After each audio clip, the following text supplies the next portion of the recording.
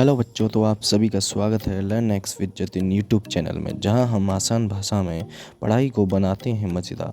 अगर आपको भी ओलंपियाड, बोर्ड्स एग्ज़ाम या जनरल नॉलेज की तैयारी करनी है या कर रहे हैं तो चैनल को सब्सक्राइब करें और वीडियो को लाइक ज़रूर करें। तो चलिए शुरू करते हैं आज का ज्ञान से भरा सफ़र। आज की वीडियो में जानेंगे क्लास 10th की science NCERT chapter number 3 metals and non metals के इम्पोर्टेंट क्वेश्चंस जो पिछले सालों से पूछे जा रहे हैं कंटिन्यूसली। ये आने वाले 2026 के बोर्ड्स एग्ज़ाम में भी डेफिनेटली पूछे जाएंगे। आइए इन सवालों पे ज़रा थोड़ी सी दृष्टि डालें और वीडियो को आगे बढ़ाएं।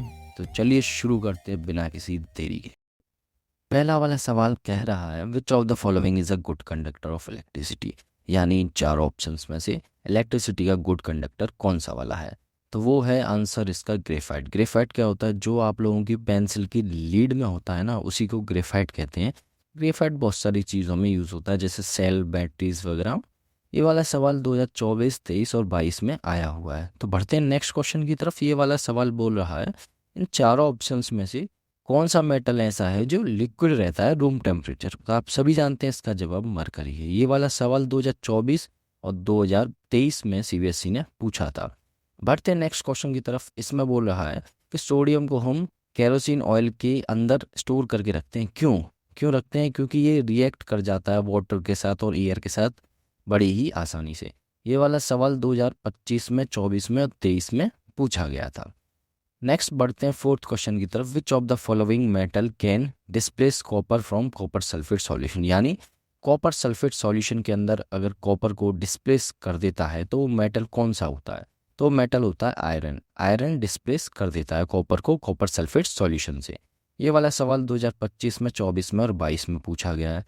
अब बढ़ते हैं नेक्स्ट क्वेश्चन की तरफ। Which of the following is not a property of metal, यानी इन चारों में से मेटल की कौन सी प्रॉपर्टी नहीं है। तो डक्टाइल आप जानते हैं मेटल की प्रॉपर्टी है। डक्टाइल यानी मेटल को एक तरीके से लंबा खींचना।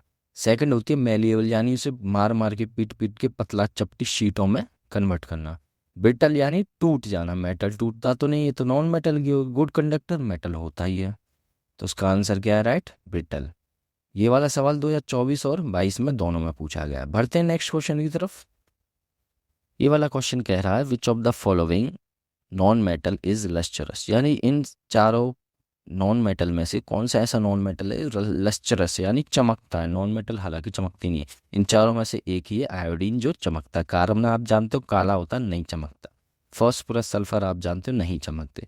ये वाला सवाल भी 2025 और 2023 दोनों में पूछा गया।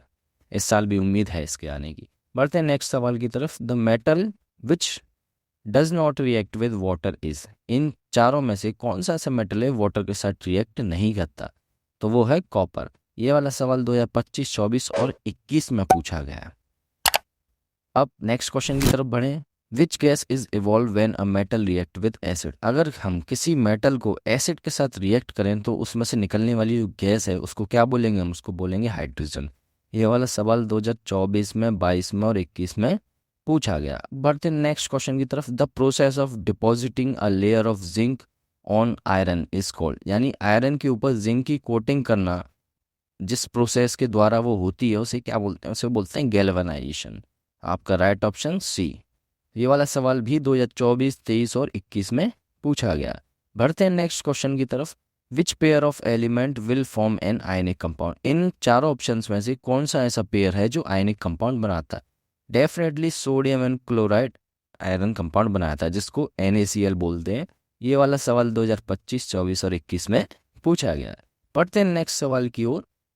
इसमें बोल रहा है which of the following metal does not react with dilute HCl, यानी डाइल्यूट HCl से इन चारों में से एक ऐसा मेटल है जो रिएक्ट नहीं करता है। वो कौन सा है? कॉपर। ये वाला सवाल भी CBSE ने 2025 में, 23 में और 22 में पूछा था। उम्मीद है 2026 में भी पूछा जाएगा। बढ़ते हैं नेक्स्ट सवाल की तरफ। Which of the following oxide is amphoteric, यानी इन चार ऑप्शंस में से कौन सी ऐसी ऑक्साइड है जो एम्फोटेरिक है। एम्फोटेरिक ऑक्साइड का एक ही एग्जाम्पल है Al2O3। ये आपके NCERT में भी दे रखा है और आपके बोर्ड्स एग्जाम में भी इसके पूछे जाने की संभावना बड़ी ज़्यादा है। ये वाला सवाल भी 2024 में, 23 में और 22 में पूछा गया है। बढ़ते हैं नेक्स्ट सवाल की तरफ। Which metal is used in making electrical wires, यानी इलेक्ट्रिकल वायर्स बनाने के लिए कौन सा मेटल यूज़ करते हैं? मोस्टली कॉपर ही यूज़ किया जाता है। ये चीज़ आपको नॉर्मल है, याद रखने की है। 2025 में, 24 में और 22 में और 21 में, ये 4 सालों में पूछा गया है CBSE द्वारा ये वाला सवाल। नेक्स्ट बढ़ते हैं। Which of the following alloy is used for making heating elements of an electric iron? इसका आंसर है नाइक्रोम। ये वाला सवाल भी 2025 में, 24 में और 23 में बोर्ड्स ने पूछा है। बढ़ते हैं अपने आज के लास्ट सवाल की तरफ, जो है which of the following statement is correct, यानी इन चारों में से कौन सा स्टेटमेंट ऐसा है जो करेक्ट है। पहला स्टेटमेंट बोल रहा है all metal are solid and hard, यानी सभी मेटल सॉलिड होते हैं और हार्ड होते हैं। क्या ये सच है? नहीं, क्योंकि कुछ मेटल ऐसे हैं जो सॉलिड नहीं होते, जैसे कि मरकरी। देन सेकंड ऑप्शन है all non metals are gases, क्या सभी नॉन मेटल गैसेस होते हैं क्या? नहीं, बिल्कुल नहीं, क्योंकि नॉन मेटल ऐसी चीज़ें जो तीनों स्टेट में पाई जाती है, गैस में भी, सॉलिड में भी और लिक्विड में भी। थर्ड है metal are ductile and malleable, क्या मेटल डक्टाइल और मेलिएबल हैं? जी हाँ, मेटल डक्टाइल भी है और मेलिएबल भी है। नॉन मेटल्स कंडक्ट इलेक्ट्रिसिटी, क्या नॉन मेटल इलेक्ट्रिसिटी कंडक्ट करते हैं? नहीं करते। इलेक्ट्रिसिटी कोई भी नॉन मेटल कंडक्ट नहीं करता, सिर्फ एक नॉन मेटल है जिसका नाम है ग्रेफाइट, वो कंडक्ट करता है। तो आपका राइट ऑप्शन क्या है? C, metal are ductile and malleable. ठीक है।